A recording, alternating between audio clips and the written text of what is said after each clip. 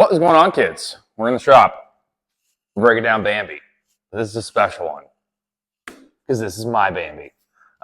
This is the first deer I have ever personally taken. Very mature doe. She dressed out. What is it right now? I trimmed her up pretty heavy, tossed her in the cooler just because it's mine. So I knew what I was going to trim off and whatever. Right at the moment, she's at 63 pounds hang weight. Not a huge deer to hang, but I couldn't be happier. So what we're going to do is we're going to go ahead and break her down the way I want to. Because, again, I don't very often get to just kind of go nuts on a deer. So we don't have a ton of meat wastage. As you can tell, it's a little dark in there that we're going to trim up. I did end up paunching her. I pulled that trigger with my elbow. Yeah, no, it was an interesting experience. If you want to go hear it, you can go listen to my latest podcast with Tiffany Baxter. I kind of go through the whole thing. More than likely, I'll probably talk about it a little bit while we're cutting it up. But we're going to go ahead and break her down. Just kind of as an oversight, we're going to be saving all the shanks. I'm going to save a neck roast. Not a huge neck, but again, it'll be a decent meal. Tossed in the crock pot. I haven't decided if I'm going to be saving shoulders yet. Obviously, we'll take back straps. I'm going to take all of the steaks out of the hind quarter. I might do a roast or two, I'm not sure. And then, obviously, the tenderloins. So, what I am going to go ahead and start with is we're going to take this neck off. I'll pop the back a little bit so you can actually see what I'm doing. I don't know how much starting and stopping I'm going to do on this, edit-wise. If there is, obviously, any hair you can see, go ahead and take that off before it gets to the bench. Whoever freaking scun this. Come on now. So, as you can see, again, this is a doe, so the neck's not huge on it. If you are lucky enough to get a nice mature buck, especially this time of year, you will know that they are in the rut. So their necks get huge and swollen. And I have been pushing a ton of people into getting neck roasts. And they have been coming out absolutely gorgeous. They're perfect for the crock pot. So, look at that. Here we are. All right. So we're going to go through and trim up all the fat off of this. Deer fat is a finicky thing. Deer fat is obviously not like pork fat, where you want pork fat on your chops because it has great flavor, good texture to it. Deer fat is very waxy. So if you eat it hot, it's not awful. But as soon as it cools down in your mouth, it just coats your mouth as if you just bit into a candle. So obviously we don't want that. So we're going to go through and trim this up. And then we're also going to take this tendon out of it as well, because we don't need to be chewing on that. I'll do that and finish splitting this.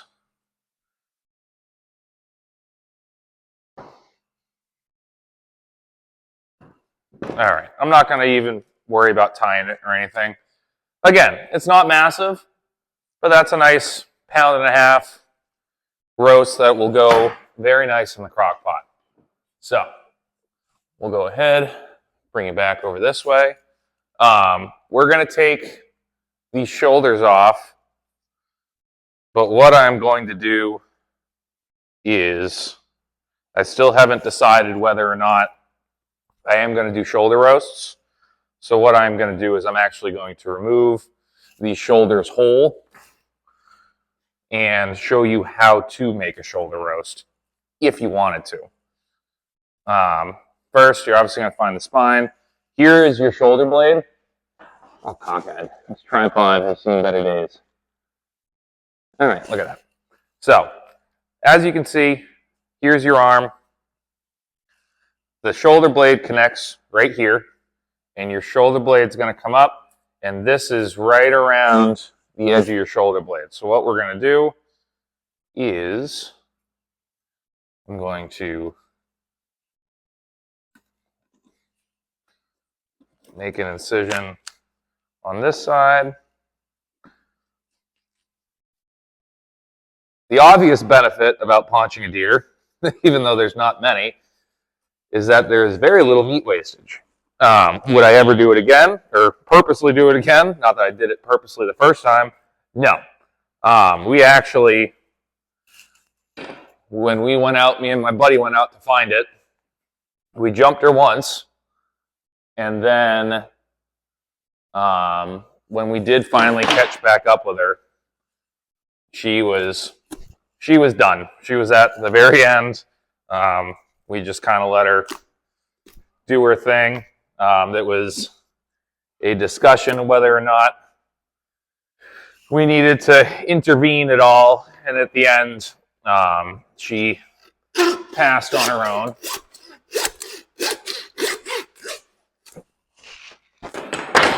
So, if I wanted to, I could get the bandsaw going, but I don't want to.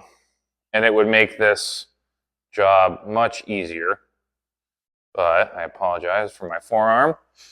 All right. So now we got front shoulders on the table.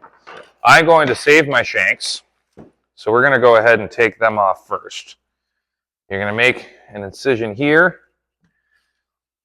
and start to separate it from the other arm bone.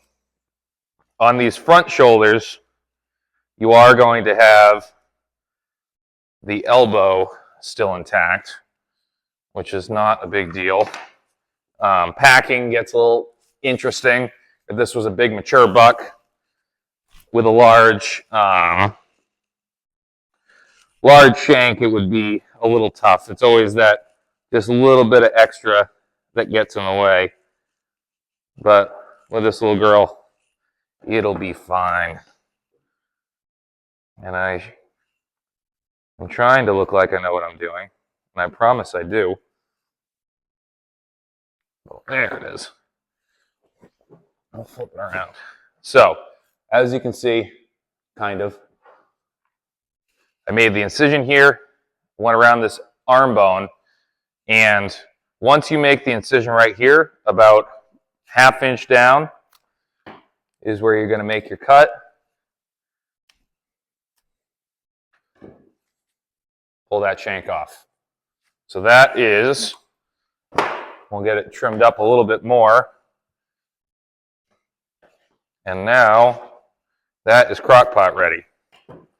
So I package these 2 per package. I love shanks. One of my favorite meals to do with shanks is doing French onion soup. I'll toss everything in the Dutch oven, and I'm just getting a lot of blank table there. You might as well be able to see me. French onion soup. I'll take 2 of these, toss them in the Dutch oven on top of the wood stove for the day, cut up 5 or 6 different varieties of onions and shallots, and just let it slow cook all day. And it is absolutely amazing. So, I always highly recommend shanks to my customers. It is an ongoing battle that I am in. I think shanks are a very underutilized cut of meat, and they don't get the love they deserve.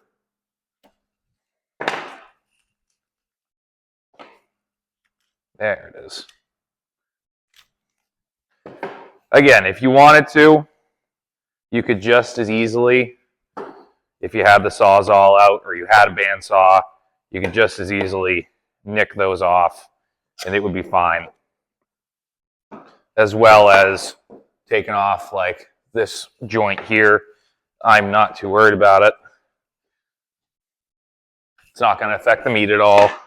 And also it's going in my freezer. So now what we're going to go ahead and do is I'll go ahead and clean this up a little bit.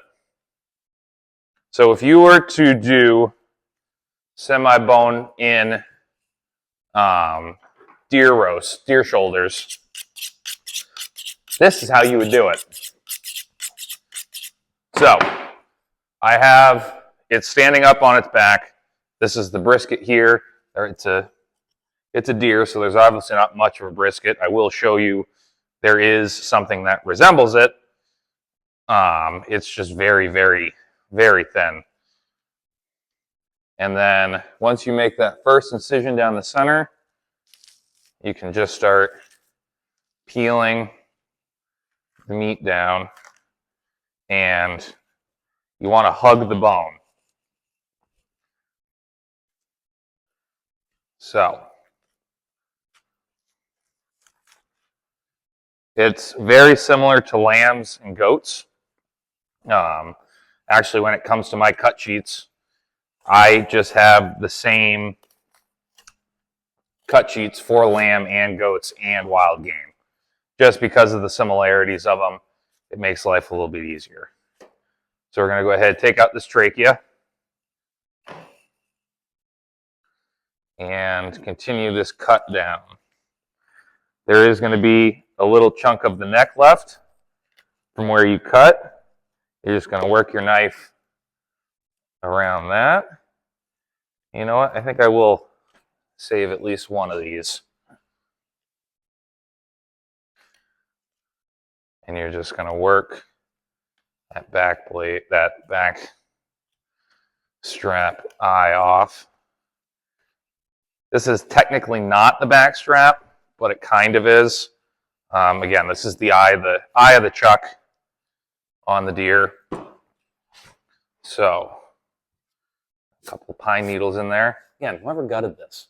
Jesus. So we're going to come in here, pop this tendon out.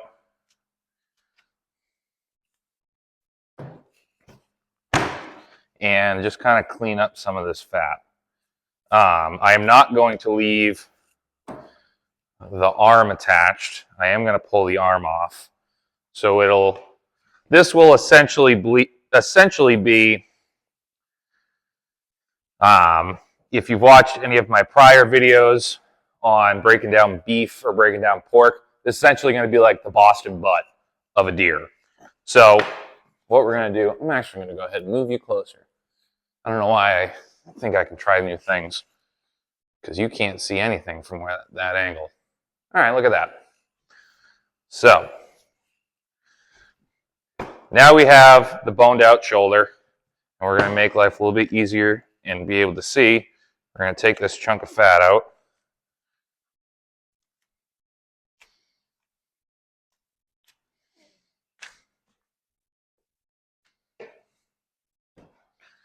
We'll trim that up.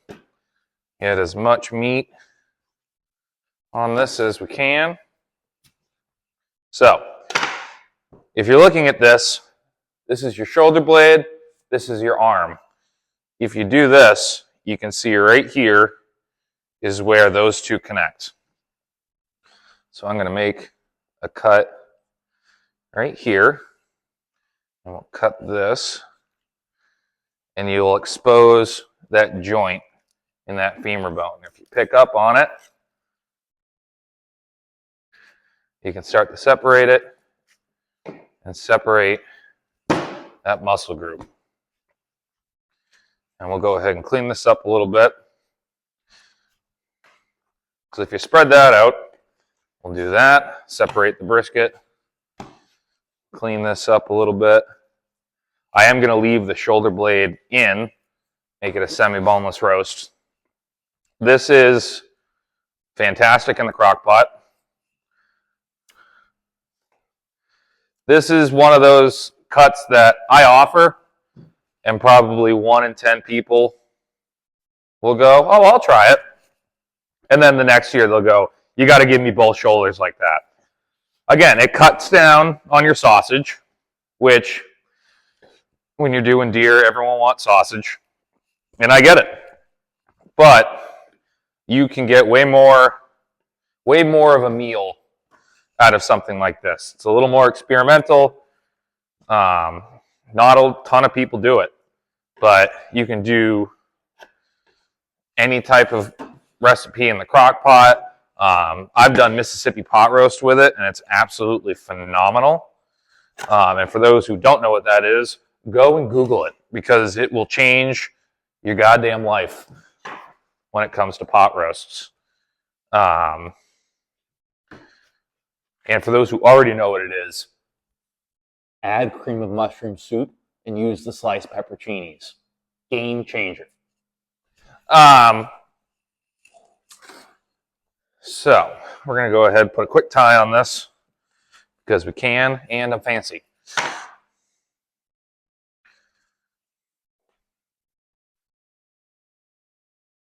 Not going crazy, but I do want everything to kind of stay together.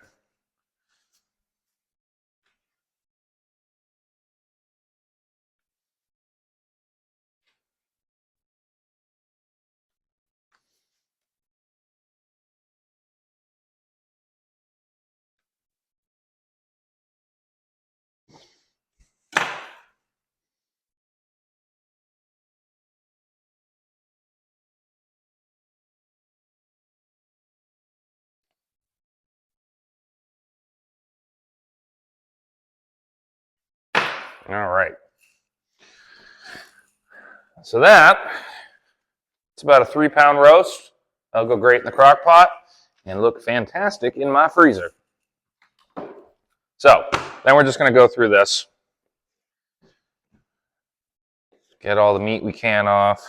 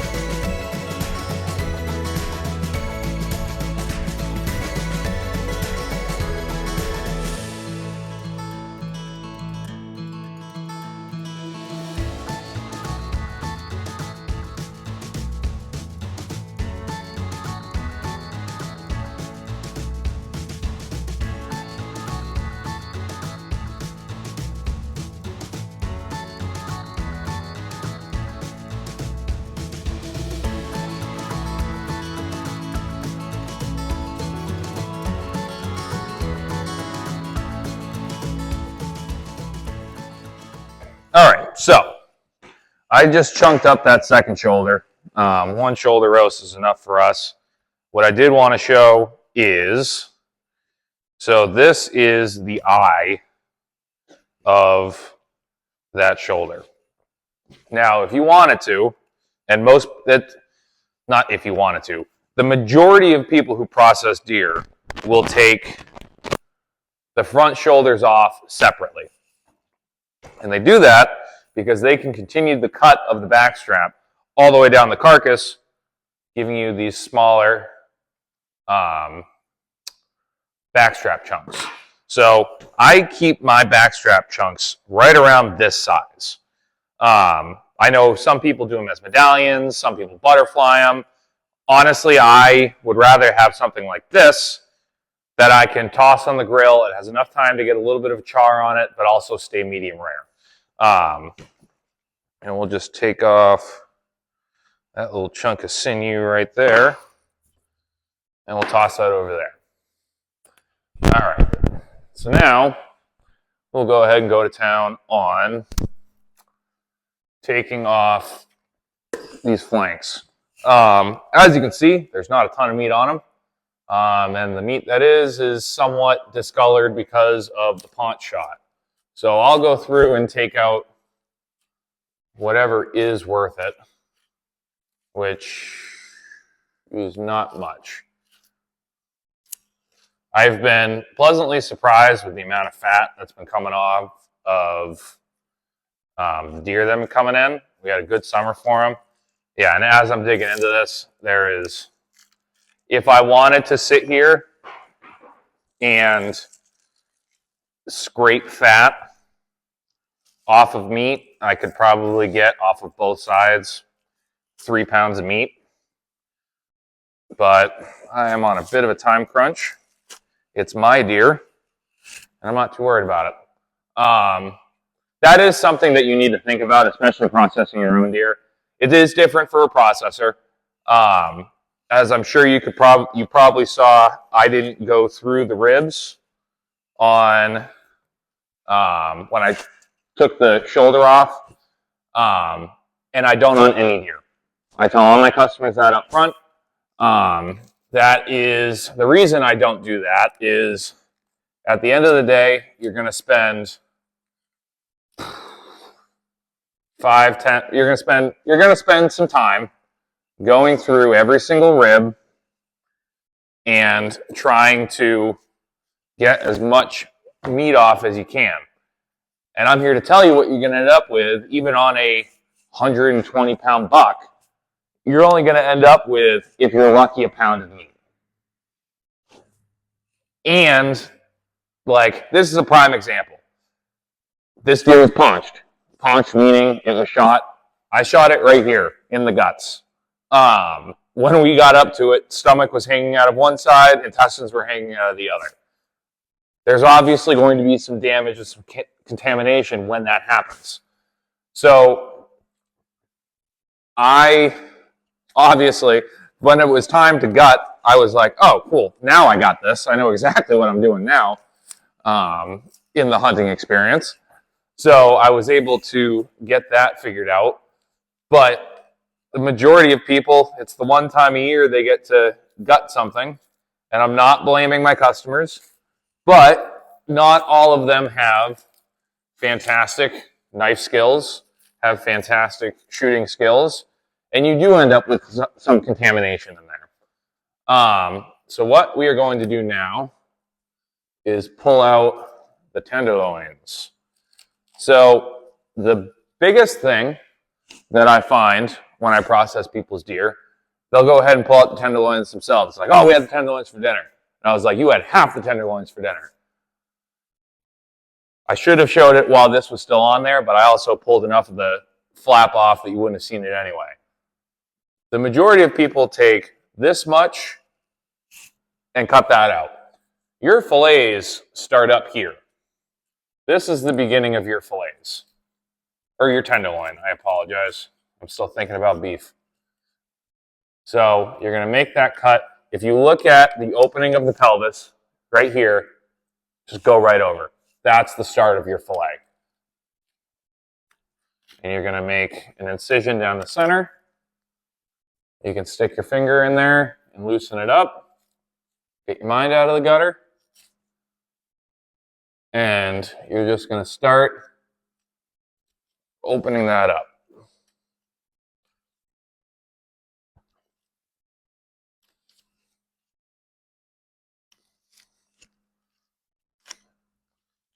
As you can see, this needs to be trimmed up quite a bit. Hey, back off. This needs to be trimmed up. And on that side, it's obviously better, but it's a little dark on that side. So we'll go ahead and trim that up. We'll get this other side out. And try to get out of frame so you can see what I'm doing. All right, made this cut up here by the pelvis. Follow the pelvis down. Open up either side. And start pulling this down.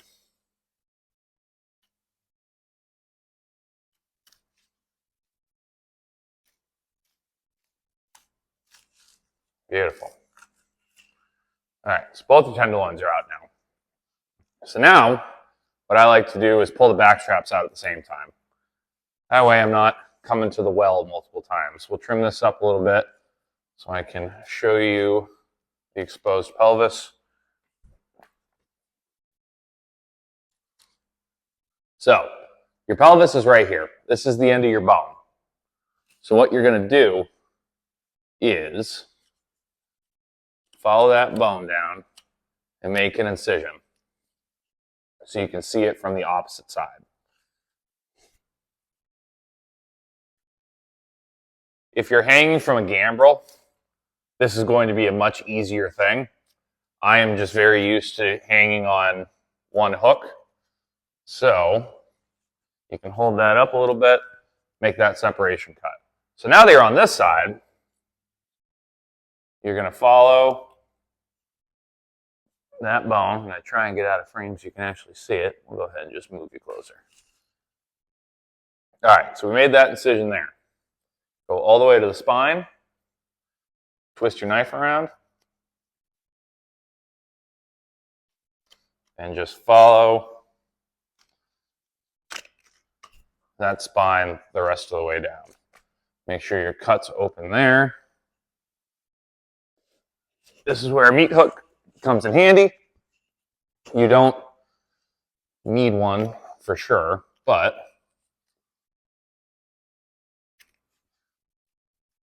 and you're just going to start separating that out. And then once you get, I don't like having the hook in longer than you need to, just because you start tearing up the back strap a little bit. So you're just going to go through, take that little chunk of meat out, toss that in the grind.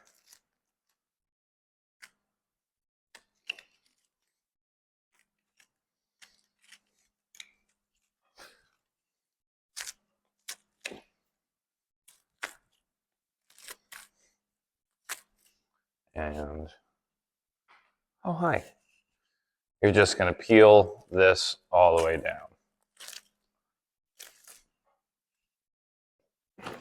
Now you can go through after the fact if there is some meat still on there, you can go ahead and pull that off. If you want to get real anal about it, you can take a spoon and bring this over to your bench.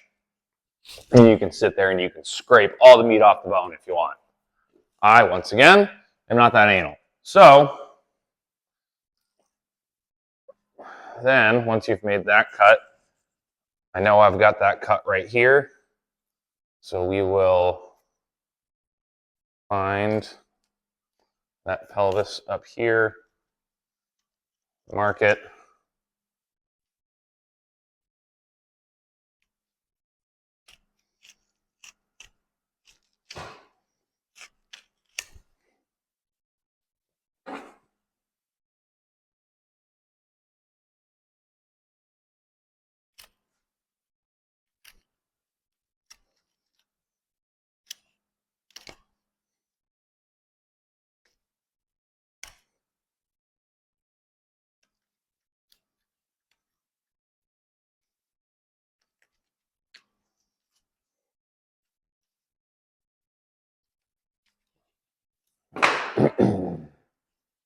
All right.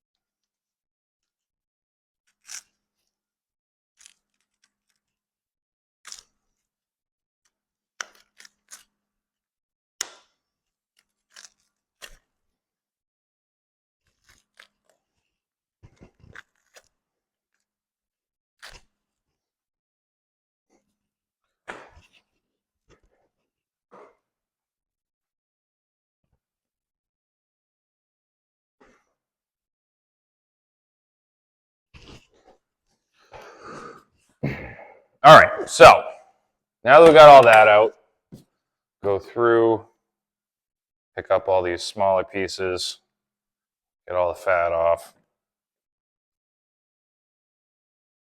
All right, so we'll start with our back straps. We're going to go ahead, clean up these tails a little bit.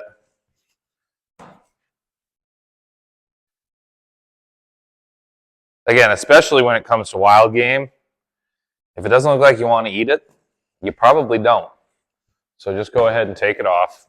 Now that we got this flipped, I'm going to come on this side over here and pull that fat membrane off and completely tear apart that half of the back strap. Good job, Kyle.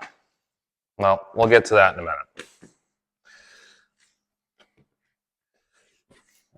Clean off this tail. There's not enough there to worry about.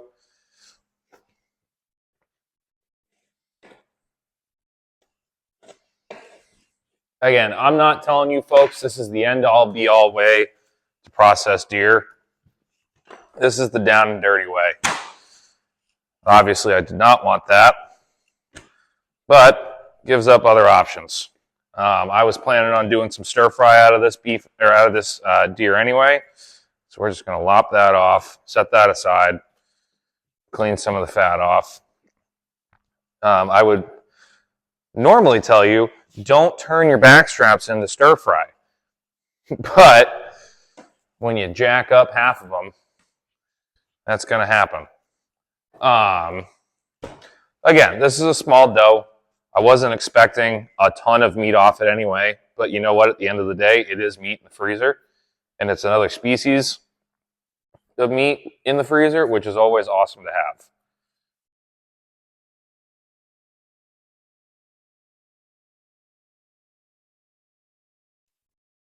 So, clean that up. So now we're going to take all this silver skin off. We're going to start down here at what would be considered the rib end and just do the same thing that we do when we clean fillets, which is get your knife in a hold underneath and just stretch it across. And then all the meat that's left on. This girl, she's been in the cooler for about a week now, so she's got a pretty decent rind. It's a little tougher to do on a super fresh deer. Again, you just need very sharp knives. So, we will go through, finish that. We'll toss that in there.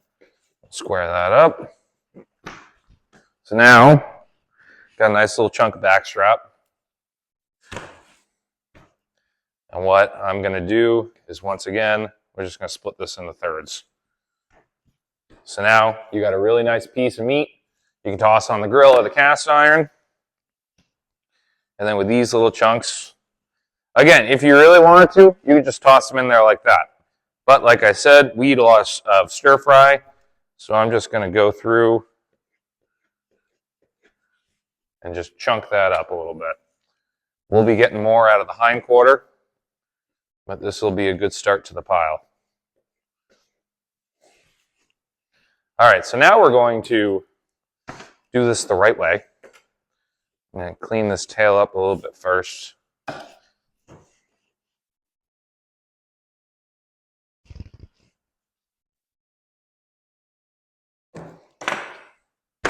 And before I do that as well, this section right here, this is the section that connects to the top of the spine. So it is a lot tougher and more sinewy. And that's what that other piece got caught on as we pulled. So we're going to go ahead and pull that first. And not as aggressively pull that fat layer off.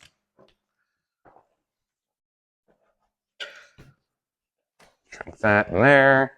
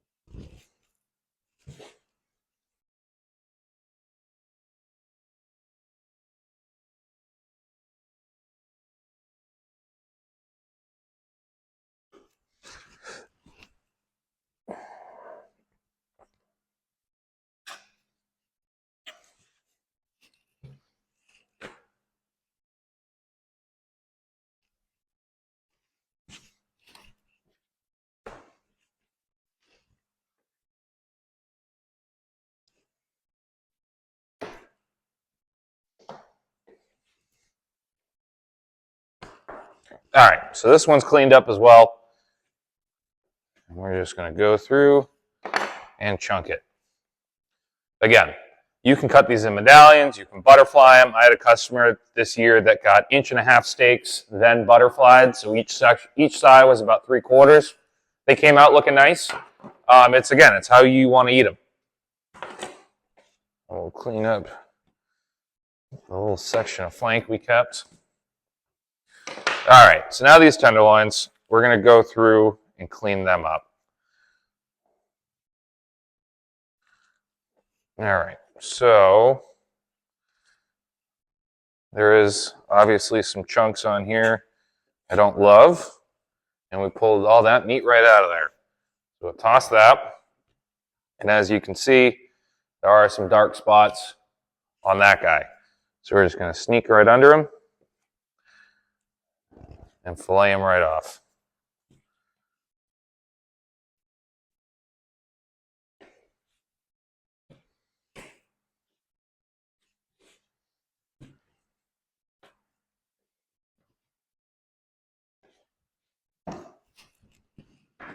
All right. There, you have a nice venison tenderloin. This one's a little wonkier, so we're going to have 2 chunks of venison tenderloin on this one because it's already fallen half apart. More than likely, I will toss the smaller top section into stir fry just because. And things are different when you work with meat all day. I was having this discussion with somebody. I hate filet mignon. I'm not a big fan of it. Deer tenderloin is delicious, I will say that. But on a beef, I think it is one of the most overrated chunks of meat that you can get. It's got very little flavor. It's very tender, which is awesome, but it just tastes like whatever sauce or seasoning you cook it in. There should be zero reason that it should be. I haven't bought it in a while. Last time I did it was like $26.99 a pound. So that's my rant. And there's your other little tenderloin. So the majority of the time when I have my own tenderloins coming off of my beef, I do keep them. I do cut them into fillets, but it's usually as a gift or a barter or like a, hey, thanks for doing work for me. Here's a bunch of fillets, and people lose their mind. So let me just check this microphone. Hey, I'm still here. So now we're going to go ahead and pop this hind quarter off. There are a couple ways to do it. You can pull it on the bench if you want. I'm just going to do it hanging.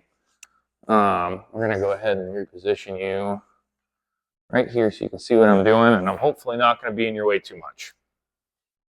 So we're going to make our initial cut right down the center of the pelvis here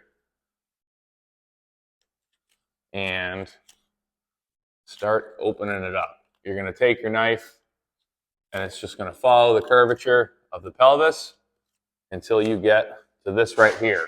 If you saw my hind quarter video I put up the other day, you already know where I'm at.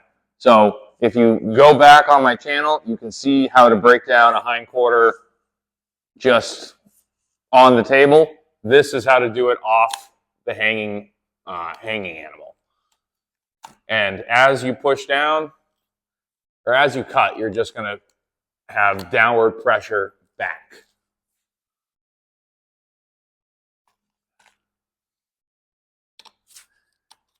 And you're just going to follow the pelvis all the way around. What's nice about this is you have gravity working with you as well. As well as you pushing, you have the gravity of the leg itself working with you as well. All right. So I'll go ahead and show you this, and this will finish up the video. So we have a very nice venison hind quarter. There is some dark spots just from where we had already made initial cuts and it hanging in the cooler for a week. That is to be expected. So we're just going to clean that up right off the bat. Any hair you see, go ahead and pull that off. So we are once again going to keep the shanks. But because it's got this big old knob on it, what we're going to do is take the handsaw while the leg is still attached. You need that counterweight. If I just cut the shank off and then tried to hack this off, it would be nearly impossible. So we're just going to go through with the handsaw.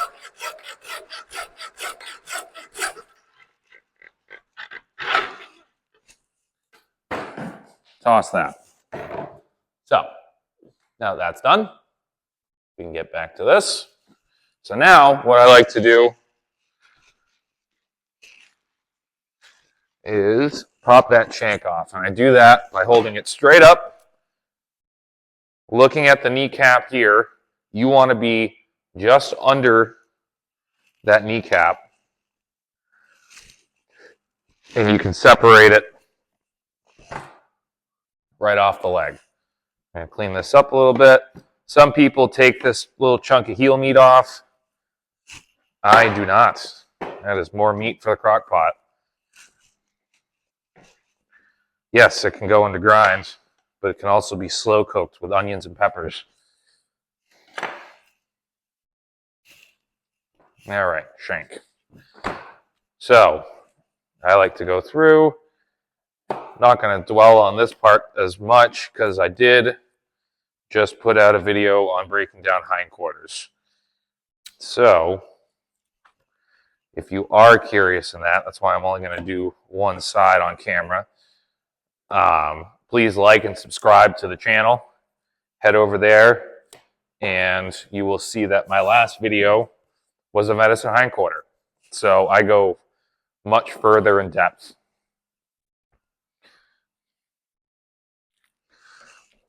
As you will probably notice, I do not have any stew because I hate stew. I had it a lot as a kid, and as an adult, I have the choice to go, I don't want stew, so I don't have it.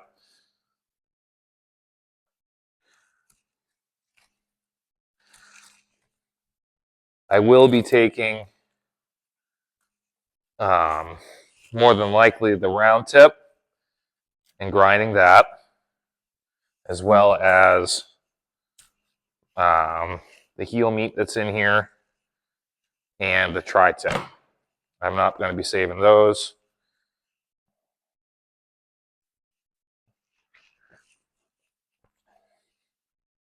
And I will be more than likely turning whatever grind we do have into sweet sausage. We're running low on sausage. We're almost done with our pork we put in the freezer last year, and I'm going to save those bones for some stock.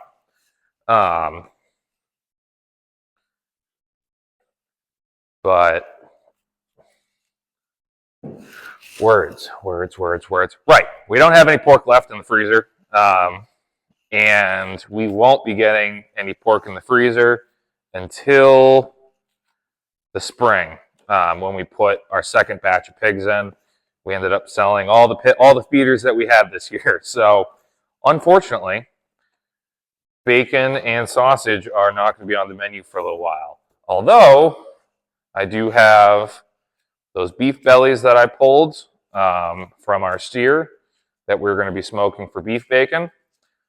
And we are going to have some venison sausage. So you can make up some time anywhere. I also had a customer give me a bunch of bear sausage. So you can make sausage out of just about anything.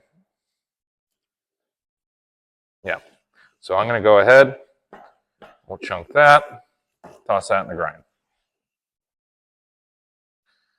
So we pulled top round off. I don't know how long that's been there. Now we're going to pull the sirloin off. We're going to keep this whole.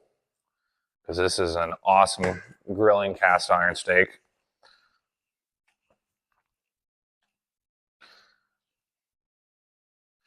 The round tip is right here. It does make a very nice steak, fairly tender on deer. But again, I would rather have the sausage, and we're going to get some really nice tips, or really nice steaks out of the top round. So, excuse me, we're just going to go ahead, chunk her up, get her in there. Again, it's all about what you and your family eat. If you guys hate sausage, obviously you're gonna get more steaks. I've got 2 kids under 5. We eat sausage, a lot of it. So it makes more sense for us to get more sausage, less steaks.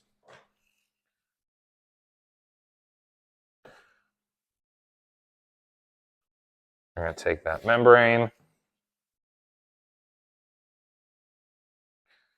I'm going to take this bottom round and turn this into stir fry. I'm going to show you that real quick. Clean everything up. I don't like to have any of the extra muscle groups that you would usually keep on a bottom if it was cutting beef. I like it just a perfect cube or a perfect rectangle. Nice clear workspace.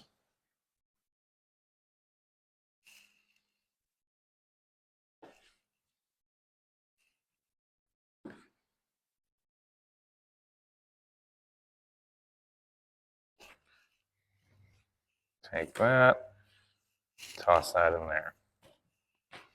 Still good meat, just a little dark. Don't want it on my stir fry. So now we have that. And what I'm going to do, I'm not going to split it. I'm going to keep it just like this. As you can see, the grains go at this angle. So we're going to turn it at a slight angle and just cut stir fry.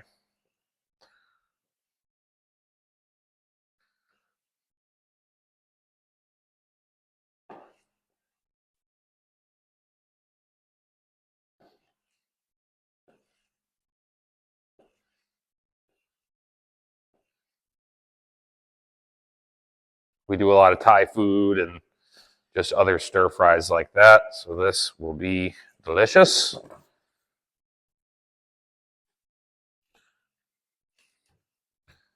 We're going to clean up our sirloin.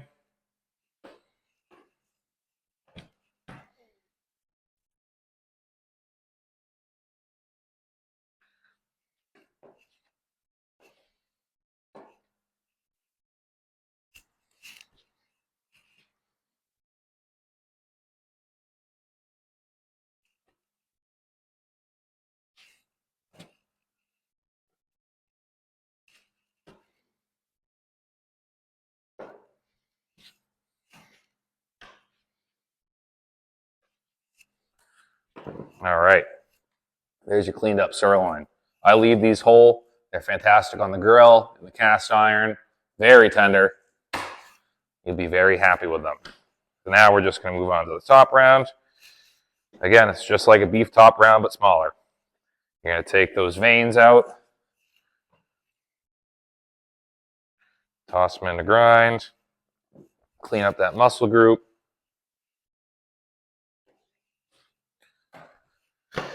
And I like to take the cap off. It just makes everything a little bit cleaner. Take that chunk of membrane, toss that in there.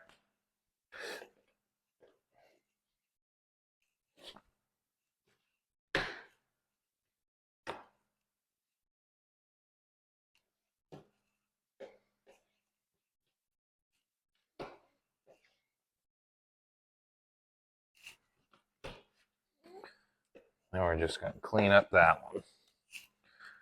So, opposite of how I do backstraps, I don't like to do deer steaks like this super thick. So I'll do these about 1.25 inches to 1 inch. Looks like we're going with 1 inch. Because again, these are nice quick cooks. There you go with that. Just toss these in a cast iron, a couple of minutes each side, and you are good to go. So, I'm going to go ahead and take care of this other hindquarter. I'll probably pop back in for a second and show you all the different cuts prepackaged. I'll go ahead and do that right now just for this side. So, we have your shoulder, shanks. There will be another one of these, obviously. Nice little neck. All your back straps. Stir fry. Top round steaks, fillets, sirloins, and that's how much grind we're getting. When you go to a processor and you get your deer back and say, I think he stole my meat. He didn't steal your meat. Again, as you saw, I tossed some sections. It was mine, but I have had to do that with a couple deer this year because, again, they were gut shot. And all of a sudden, or like something was just gross. I'm not going to put that in your grind. I'm not going to put it in my grinder and contaminate that way. And again, there are sections like this. I can actually probably take that off. Yeah, so I'll grind this, but then you get into sections like that, it's not going to happen. You got to expect you're only going to get about 30 to 40% of your hang weight back on a deer. Like the amount of bone that's here. They're a bony animal comparative to a beef. So do your research before you accuse your butcher of stealing meat. Because more than likely, he didn't. More than likely, you got as much meat back as you possibly could. And deer are small. It is what it is. So I hope this was helpful. Again, I'm not telling you this is how you should cut up every deer, but this is how I cut up my deer. So hope it was helpful, and we'll go ahead and see you next time.